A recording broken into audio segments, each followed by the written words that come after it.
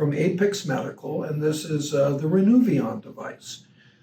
This provides tissue contraction and skin tightening for patients undergoing liposuction or minimally invasive facial surgery for laxity, in conjunction with facelift surgery for breast lifts, buttock lifts, and almost anywhere on the body that might require tissue tightening. This device works by igniting helium gas with radiofrequency, and this causes the fibroseptal network in the body to contract.